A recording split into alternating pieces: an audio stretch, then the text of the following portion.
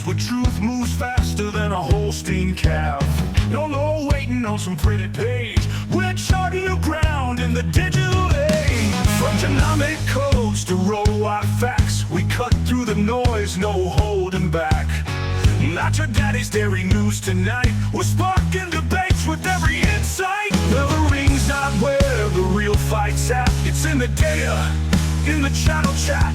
From pasture to processor to your morning cup, we're raising the stakes. Try and get ahead of herd. Yeah! Where the future's more than just a word. Ahead of herd. Come on! The bullvine's calling, let your voice be heard.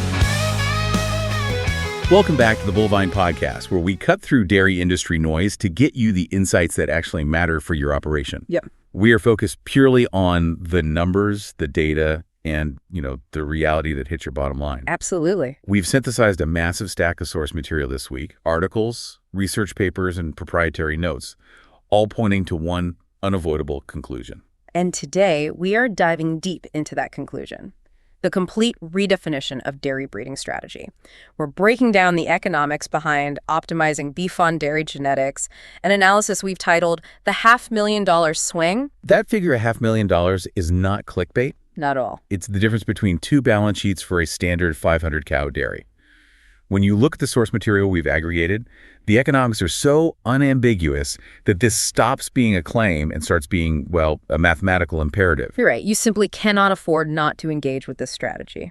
It's an imperative driven by cold, hard ROI. The core context here, for you, the listener, is that breeding decisions are no longer about brand identity or, long-standing breed loyalty. Not anymore. They have been stripped down to a purely segmented, profit-driven system focused entirely on maximizing return on investment per breeding unit. And we are far past the early adopter phase, which is crucial. 72% of U.S. farms have already made this pivot, incorporating beef genetics into their strategy. 72%? Just let that sink in. Yeah. That means if you're still running a traditional closed-loop system, you are now operating in the minority, and you are actively exposing yourself to a huge market inefficiency. The stakes are enormous because the fundamental calf value gap has widened to an unprecedented degree. Yeah. We are talking about the difference between a median dairy bull calf, which might track around, $875 today? If you're lucky. Right.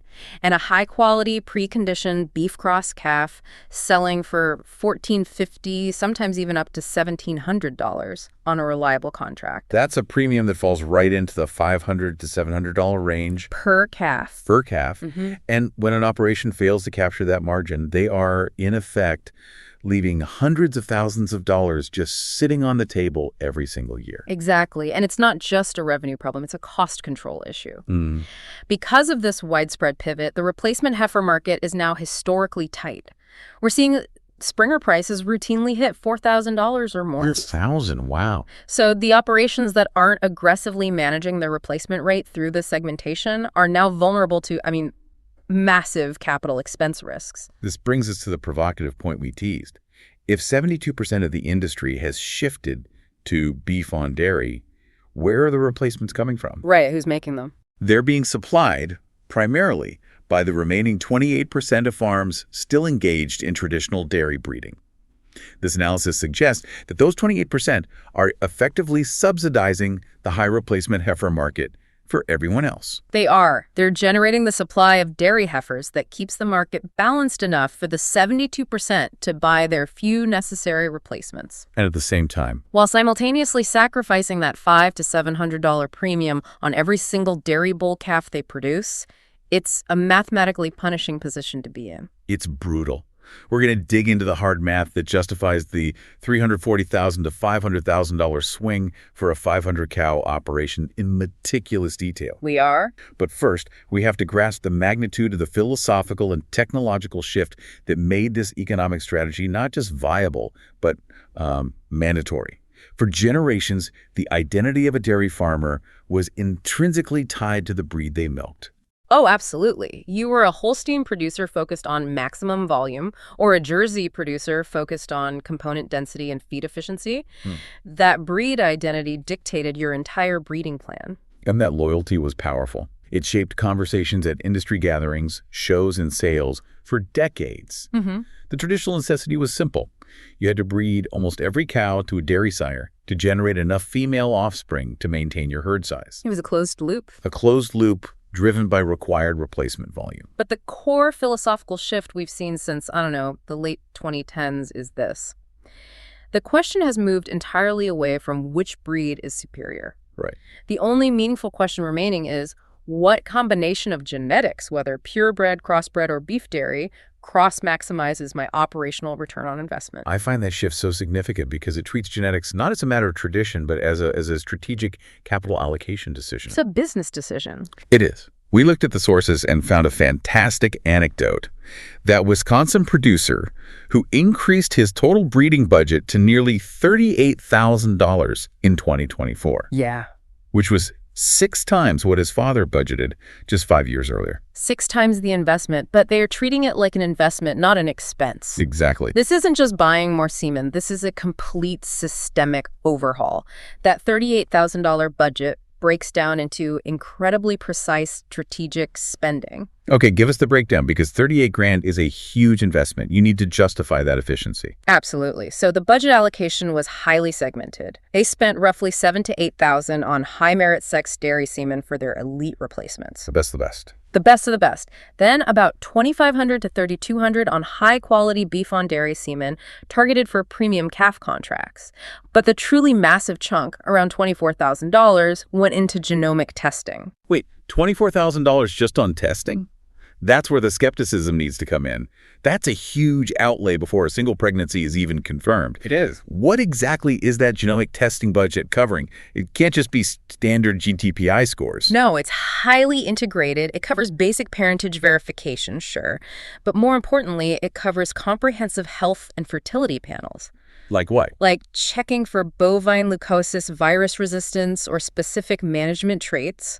Most critically, it allows them to rank their replacement candidates precisely using sophisticated indexes like net merit, dairy wellness profit, and the health trait index. So they aren't just selecting.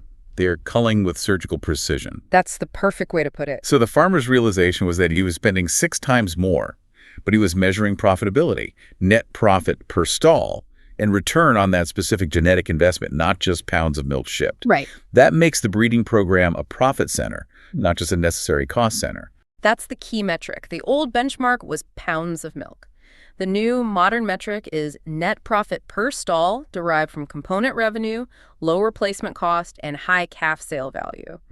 And when you start measuring those right outcomes, the switch to utilizing beef genetics becomes an obvious mathematically derived decision. And the fact that 72% of dairy farms have already adopted beef genetics proves that commercial reality and economic pressure will always overcome breed tradition. Oh. But this reality was fundamentally enabled by one technological breakthrough. That's sexed semen. Without reliable gender-selected semen technology, this whole segmented approach is simply impossible. You need to be confident that when you breed your best cows, you are reliably producing future herd replacements. The numbers on adoption are just staggering. Yeah. Gender-selected semen now accounts for 61% of all dairy breeding decisions in the U.S. 61%. That is 9.9 million units sold domestically, according to the latest NAAB report, out of 16.1 million total units. And just 5 years ago, that share was closer to, 35%? Yeah, around there. That exponential surge is the engine that drives this entire financial strategy. When you can consistently achieve 90% or greater heifer conception rates on your top-tier genetics using sexed semen, you immediately solve your replacement problem using a smaller proportion of your herd. That immediately frees up the rest of the herd for profit generation. This is where we transition into the implementation strategy, the segmented herd approach. Defining the segmented herd approach requires precision. It's not, plain English. It's stratified management effort and capital allocation. Right. You stop viewing all cows as equal candidates for your most valuable genetics. We're not using $35 sex semen on a cow with average genetics, poor fertility history, and a high projected culling risk, hoping for a mediocre replacement. No, that's a total waste of capital and reproductive time. So the segmentation involves a minimum of 3 tiers. Right. Tier 1. The top 15 to 20% of cows. These are high genetic merit animals confirmed by genomics with excellent health and fertility records. They're the future of your herd. Exactly. They receive the most expensive sex dairy semen to produce your elite replacements. This ensures generational progress. Okay, then tier 2, the bottom tier. Yeah. Maybe 25 to 35% of the herd. And these are cows with lower genomic scores, older animals, or those with underlying health or fertility issues that make them culling risks in the near future. So they are the profit generation tier. That's it. They receive high-quality beef genetics to produce a high-value feeder calf. And critically, tier 3, the middle, 45 to 60%. This is the flexibility tier. They are healthy cows, good producers, but not elite. Their breeding decision is entirely dynamic. It's optimized based on your current replacement inventory and pregnancy rate trends. So if you're forecasting a heifer shortage 3 years out, You might use conventional dairy semen here, but if your replacement inventory is flush, you use beef genetics for that added revenue. that flexibility is key. A 500-cow operation needs about 110 replacement heifers annually to maintain herd size and account for culling. Right. If you can achieve that required number consistently with sexed semen on just 150 cows, you've suddenly designated 350 other breedings purely for market value. Maximizing that $500 to $700 calf premium. And that market value, that premium, Yeah. is exactly what we need to rigorously quantify next, because that gap is the core financial mechanism of the $500,000 swing. Let's drill down into the financial specifics, because the difference between an efficient farm and an inefficient one is laid bare in the breeding program ledger. Yep. University of Wisconsin-Madison research, led by Dr. Victor Cabrera's team, provided the benchmark data for this massive calf value gap. They did. They documented that pure dairy bull calves, which historically had minimal value or were even a net liability. Sometimes you couldn't give them away. Exactly. Now bring a median of $750 to $1,000 at auction, and that's for a standard dairy bull calf. But the beef cross calves, these are not average calves.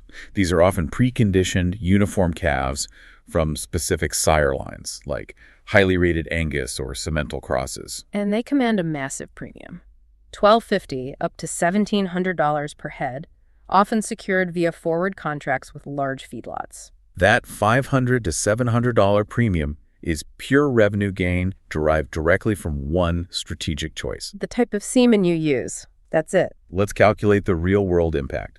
For a standard 500-cow operation, assuming a, 65 to 70% calving rate, you're likely generating around 350 or more non-replacement calves that you're selling off into the market every year. Yeah, that sounds about right. If those 350 calves were standard dairy bulls, even at the high estimate of $1,000 per head, that's $350,000 in revenue. It covers some bills, but it's not transformative. Not at all. Now, if those 350 calves are high-quality beef crosses, and we take a conservative average of $1,450 per head right in the middle of the documented range, that revenue jumps to $507,500. Wait, just that single switch changing the semen type for 350 cows generated over $157,000 in additional annual revenue. It's incredible. And that's before we even account for the massive savings on the capital expenditure side. Replacement heifers. The replacement heifer math is where the economics become completely unavoidable. Yeah. You are gaining massive revenue on the calf side and slashing massive capital cost on the replacement side. This is the definition of optimized efficiency. So let's rigorously walk through the full comparison for that 500-cow operation. This is the swing math, and we need to look at net position, factoring in breeding costs, calf revenue, and replacement purchases. Okay, let's do it. Scenario 1. The traditional, non-optimized approach. This operation is still using conventional semen heavily, maybe a little bit of sex semen, and hasn't fully committed to genomic testing. Right, they aim for self-sufficiency, but high culling rates, often 35 to 40% in older purebred volume herds, force them to buy replacements. So in this scenario, the breeding budget is low, maybe $12,000 annually. They sell their dairy bull calves for, let's say, $150,000 to $200,000. But due to inefficiency, not enough high-quality heifers, they have to buy 30 to 40 replacements annually at $4,000 per springer. Which is the going rate. That's a purchase cost of $120,000 to $160,000. Okay, so if we run the math, Yeah. take the calf revenue, subtract the $12,000 breeding budget, and subtract the, say, $140,000 in purchase cost. Yeah. The net financial position on their breeding and replacement program is somewhere between a small loss of $12,000 and a modest gain of $28,000. It's essentially a break-even proposition, a lot of work for not much gain. Exactly. Now for scenario 2. The optimized segmented herd approach. They're utilizing the full strategy. Sex dairy on the top 20%, high-quality beef on the remainder, and that $38,000 breeding budget covering genomic testing and consulting. So the breeding budget jumps to $38,000, yes, but the payoff is immediate. They produce 350 beef cross calves, bringing in between $437,000 and $595,000. Wow. And because they are successfully breeding their highest genetic merit animals with sex semen, their internal replacement needs drop drastically. They only need to buy 10 to 15 outside replacements, Get that. costing a manageable $40,000 to $60,000. So when we run those numbers, high beef calf revenue, subtract the higher $38,000 breeding budget, and subtract the significantly lower, say, $50,000 in replacement cost. The net breeding and replacement position lands squarely between a positive $340,000 and a positive $495,000. That is the $500,000 swing. That's it. That calculation proves the point.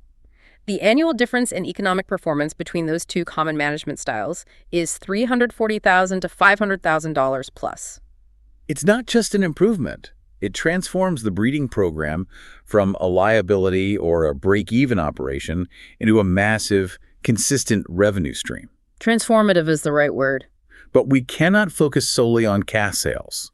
The main source of revenue is still the milk check, and that genetic strategy must still drive profitable milk production. Which today means components. It absolutely means components. Yeah. As Corey Geiger from CoBank has pointed out, under modern multiple component pricing programs, roughly 90% of the entire milk check value is allocated based on butterfat and protein content. Right. Volume is now secondary to quality. So let's put specific dollar values on genetic component selection. We analyze the milk pay data. When butterfat is generating $2.66 per pound and protein $2.48 per pound. If an operation genetically improves their butterfat from 3.90 to 4.25%, that adds 93 cents per hundredweight to their revenue. And if they boost their protein from 3.16 to 3.32, that's another 40 cents per hundredweight. So combined through genetic selection, that is a $1.33 per hundredweight revenue increase applied across the entire milk pool. That's huge. On a 1,000 cow dairy, shipping 80 pounds per cow per day, that $1.33 per hundredweight difference translates to $13,300 in annual revenue. Just from genetics. Just by optimizing genetics for components. Yep. And that is before considering quality premiums. Right, because specific regional processors are offering component premiums that further incentivize this focus. Curtis Jarrett's from Compure Financial noted that upper Midwest processors are routinely offering quality premiums around 85 cents per hundredweight, specifically rewarding consistent high component volume. So that means component focus adds nearly $2 per hundredweight in some areas. Therefore, the takeaway is absolute. Your breeding decisions, even for your replacement stock selected via sexed semen, must prioritize component traits like fat and protein yield or indexes like CFP. Whether you choose jerseys, Holsteins aggressively selected for component indexes, or specific crossbreds known for high components like Montbéliard. Ignoring component trends means willfully foregoing massive revenue. It's a dual strategy, right? Component genetics to maximize 90% of the milk check, and beef on dairy genetics on the bottom half to maximize the remaining 10% derived from calf value. You have to do both. Okay, we've established that the economic incentive is overwhelming. Yeah. But we are the Bullvine podcast, and we have to challenge the hype. We need to hit the reality check presented to the source material, the genomics paradox. This is a fascinating and crucial disconnect. Genomic selection was the great hope of the industry, introduced around, 2008? Yeah, about then. By cutting the generation interval, genetic potential for milk yield should have skyrocketed. The AIE analysis confirmed that the potential genetic improvement accelerated by 60 to 70%. Yet the actual farm-level milk yield growth remained stubbornly flat at 1.3% annually. Which is the same rate of progress we were seeing before genomic selection became widespread. So why the massive gap between potential and reality? That is the core question. We invested billions in genomics, and the average cow on the average farm isn't delivering the expected performance leap, and I'm skeptical that this can simply be blamed on lazy management. It's not about being lazy, it's about limits, what the AAEA termed management constraints. Right. Genetics can only express themselves under optimal conditions. If you purchase the best genetics, but your facility design limits feed bunk access, your parlor throughput causes stress, or your labor constraints mean TMR delivery is inconsistent. You've created a physical ceiling on performance. Exactly. You've bought a Ferrari engine and installed it in a pickup truck chassis. Great analogy. The engine is capable, but the chassis limits its speed. Furthermore, we must recognize the biological cost of this accelerated selection. Which is inbreeding. The data shows that inbreeding is accumulating faster under intense genomic selection because the pool of elite sires is narrowing.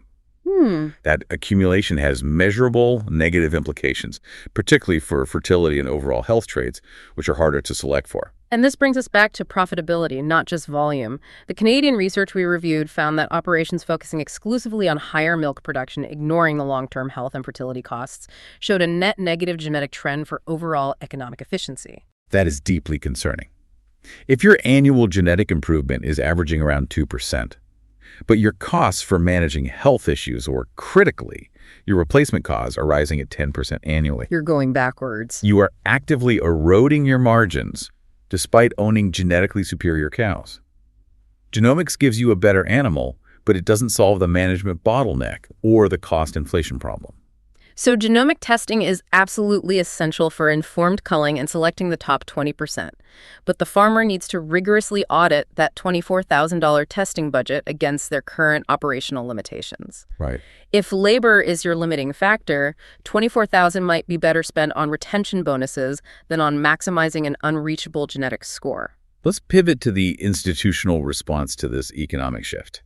The quiet crisis at the breed associations. Yeah. If identity is out and value is in, what happens to the keepers of the pedigree? The numbers are unambiguous. Yeah. Holstein registrations, the core product of the largest association, decreased 8% in 2023. Just in 1 year. And look back at that $38,000 commercial breeding budget. The fees paid to the breed association represent less than 1%, sometimes only $200 to $400 of the total spend. So when your primary value proposition is selling a paper pedigree, and the commercial market is solely focused on selling genetic value and utility, the traditional model is facing an existential crisis of relevance. Right. The farmer is saying, I care about the economic traits, not the bloodlines. But we have to look at their efforts to adapt. We cited the counter-argument offered by Holstein USA CEO Lindsay Worden. We did. She acknowledged the decrease in full registrations, which is logical, right? Fewer dairy heifers are being born due to the beef-on-dairy pivot. But she points to growth in basic identification programs. Official identifications, which are just basic ear tags, sire and dam data, and lifetime tracking, were up 16% in 2024. And the cheaper basic ID program grew 10%. So her argument is that they are pivoting from being pedigree registrars to being data and service integrators. If they can streamline systems to offer efficient, automated tracking services for massive commercial herds, some milking 10,000 cows, they still provide a foundational piece of the genetic program, even if the farmer doesn't pay for the full registration paper. But Jake, does a 16% rise in basic ear tags justify the existence of these massive organizations if the core registration revenue is collapsing? That's the billion-dollar question. The question remains whether they can evolve fast enough from selling breed identity to selling genetic data utility before commercial providers completely take over the data tracking role. And right now, the utility is being found in vigor and component traits driven by structured crossbreeding programs. Exactly. This isn't just about throwing random semen at a cow and hoping for hybrid vigor. We're talking about systematic, documented approaches, like the ProCross system. A three-way rotation using Holstein, Viking Red, and Montbéliard genetics. And the data backing this up is irrefutable. The long-term University of Minnesota study, headed by researchers like Hazel, Hines, and Hansen, tracked 3,550 cows and demonstrated significant economic advantages for the crossbreds over pure Holsteins. They did. Specifically, the crossbreds were more fertile, had fewer services per conception, and returned to peak production faster after calving. But let's focus on the bottom line. The crossbreds had a 13% higher daily profit. 13%. And the replacement rate data is astonishing. The crossbreds required a replacement rate of 30.1%, while the pure Holsteins tracked at 39.3%. That's a nearly 10-point difference in culling rate. Which means the crossbred operation is retaining animals for an entire additional year on average. Think about that capital efficiency. On a 500-cow dairy, that 9-point difference translates to 45 fewer replacement heifers you need to raise or purchase annually. That is a massive, tangible control on capital expense that compounds over time. And we are seeing this implemented at massive scale. The Dornacker Prairies, a 360-cow dairy in Wisconsin, is leveraging pro-cross genetics alongside robotic milking systems. And they are hitting exceptional component levels. 4.6% fat, 3.6% protein, and simultaneously rearing and selling high-value dairy cross beef calves. They are the living embodiment of the dual strategy. They are. And globally, it's the default. In large California dairies, 81% reported using beef semen. Nationally, nearly 4 million crossbred calves were born in 2024, with projections aiming for 6 million by 2026. It's the new commercial default, driven by the math. But we must be fair to the focused purebred programs. The goal isn't necessarily crossbreeding. The goal is profitability. Right. Highly focused purebred operations are also thriving, particularly those selling into high-component premium markets. Take Jersey producers, for example. In 2024, they achieved record production, 20,719 pounds of milk with 5.08% fat and 3.77% protein. Those component numbers are phenomenal and translate directly into premium milk checks. So for those operations, the key is aggressive selection for productive life, fertility, and health trait indexes within the purebred population, combined with rigorous culling based on genomic testing. The success isn't about the breed. It's about the pragmatic, economic alignment of the genetic program with management capacity and market demand. We've established that the swing is real and the strategy is profitable today, but we have to address the long-term consequence of this widespread pivot. The replacement heifer time bomb. This is the critical, sobering data that every listener must internalize. Because 72% of breedings are now diverted to beef, replacement heifer inventories are plummeting to historic lows. We've already mentioned the Springer prices hitting $4,000, sometimes topping $4,500 in specific markets. Like the upper Midwest and California. And the CoBank data is incredibly sobering on the timeline. Inventories are not projected to rebound until 2027 at the earliest. We are locked into a severe multi-year shortage. They modeled the combined deficit for 2025 and 2026, projecting nearly 800,000 fewer dairy replacements than the industry needs to maintain its current herd size and culling rate. 800,000. And specifically, the deficit in 2026 is projected to be 440,000 head compared to 2025 inventory levels. That deficit means intense competition for any available heifer, driving prices further up and making the strategic decision to raise your own high-quality replacements more valuable than ever before. Yeah, Mike Hutchins from the University of Illinois wasn't exaggerating when he said farmers are already hoarding older, otherwise cullable cows just to maintain herd size flexibility. Yeah. And this shortage is where the unforgiving biology of cattle dictates your capital expenditure. 30-month biology. From breeding to first lactation, it means your aggressive beef-on-dairy breeding decision today locks in your replacement economics for 2028 and 2029. So if you overcommit to beef now, you will be paying top dollar for replacements 3 years from now. No way around it. This is why Dr. Cabrera's research is so crucial, emphasizing the need for reproductive flexibility. For operations to maintain the option to shift genetics and avoid future shortages, they need consistently high pregnancy rates. Ideally 28 to 30%. If you fall below that, every breeding becomes a critical, non-negotiable step toward heifer generation. You lose all flexibility. So what are the mitigation strategies being deployed now? First and foremost, extending productive life. Keeping those genetically superior, healthy cows for 4 or 5 lactations reduces replacement needs by 20 to 30% immediately.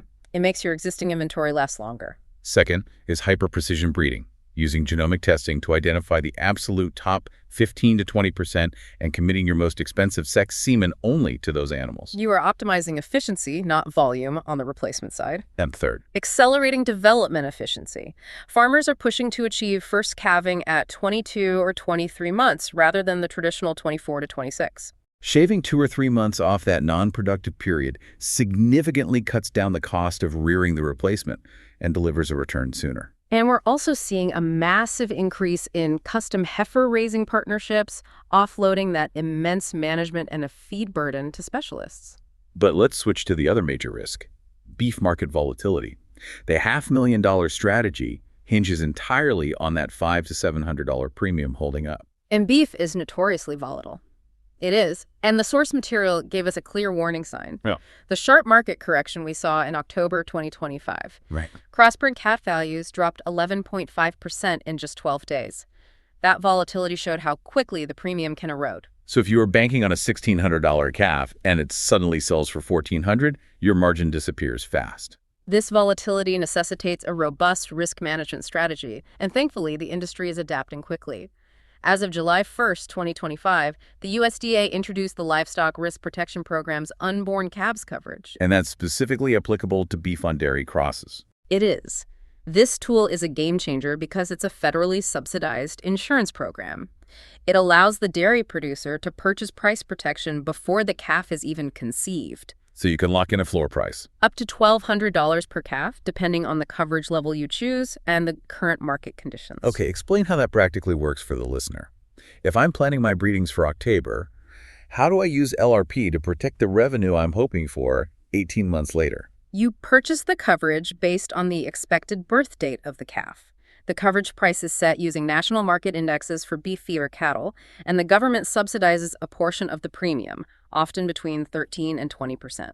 And if the market price falls below your insured price when the calf is ready for sale? The insurance pays the difference, protecting that margin. That October 2025 correction made this tool essential for any operation relying on beef calf revenue. Beyond insurance, other mitigation strategies are vital. Forward contracting is critical. Securing a price with a feedlot buyer when prices are favorable, rather than relying on auction day volatility. And diversification of beef genetics. Yes.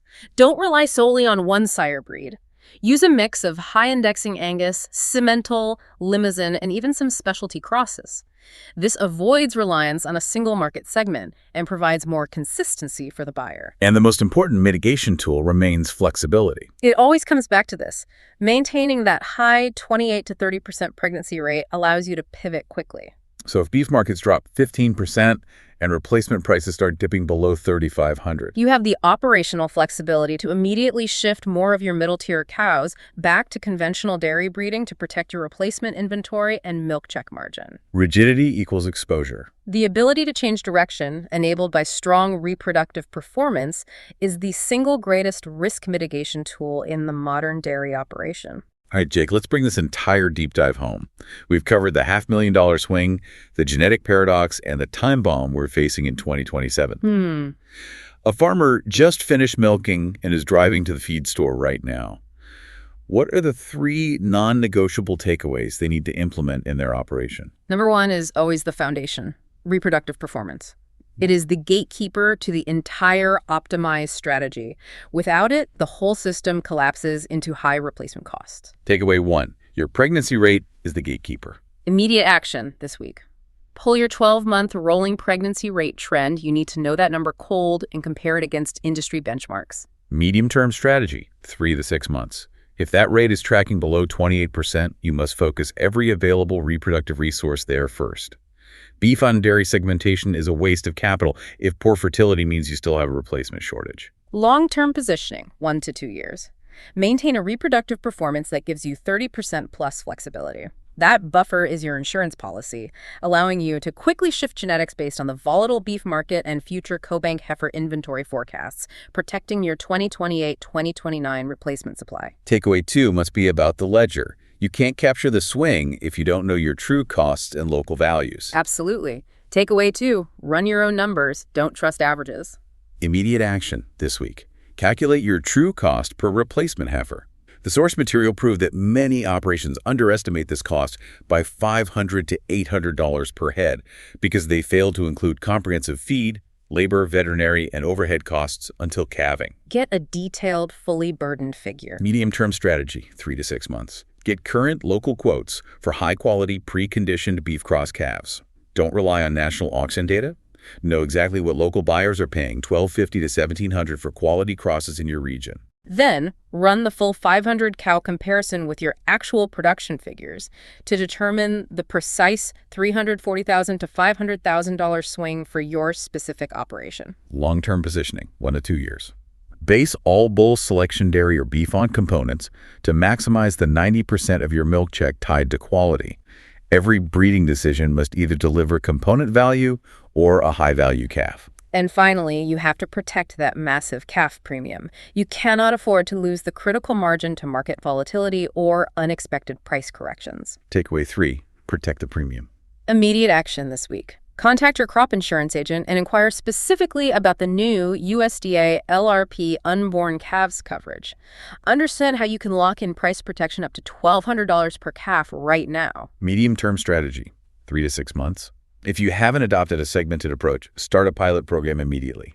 Use sex semen on the top 20% and beef genetics on the bottom 20% of breedings to see how it integrates with your existing labor and management protocols before a wholesale shift. Yeah, test it out. Long-term positioning, 1 to 2 years. Use genomic testing strategically for precise culling and parentage verification. That $24,000 budget must deliver ROI by eliminating marginal animals and identifying the elite. But recognize that management constraints limit genetic expression. Don't overinvest in potential that your facility or labor situation can't deliver. The economic logic of the $340,000 to $500,000 plus annual swing is now the dominant force in the dairy industry. The math is simple capital allocation. And the choice today is whether you adapt your breeding program to capture that immense profit or whether you remain in the 28% who are unwittingly subsidizing the tight replacement heifer market for everyone else. The era of breeding based on tradition is over. We are in the era of ruthless economic breeding. For producers willing to run the comprehensive numbers and adapt their management to meet the genetic potential they buy, that $500,000 opportunity is absolutely real. This has been another deep dive from the bornWhy podcast. For more straight-talking industry analysis and the no BS insights you need to manage your operation, head to www.thebornWhy.com. Subscribe wherever you get podcasts. We're out with new episodes every day, and upcoming topics will be drilling deeper into the actual feed and forage outlook for the coming season and crucial strategies for managing that persistent heifer shortage we know is going to run right through 2027. We'll see you next time.